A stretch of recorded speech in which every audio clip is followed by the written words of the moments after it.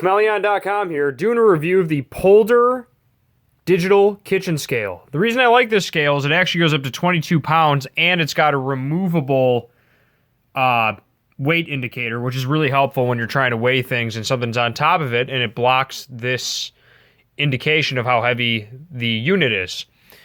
It's got 22 pounds in 1.25 ounce increments.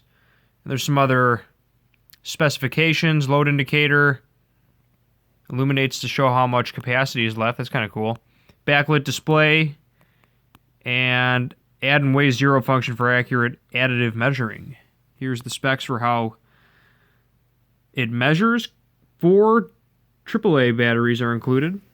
Pretty cool. I like this thing a lot. We've used these before. This is our second model we've bought here at Chmelaeon. Pretty cool stuff. There's also the measurements of the thing.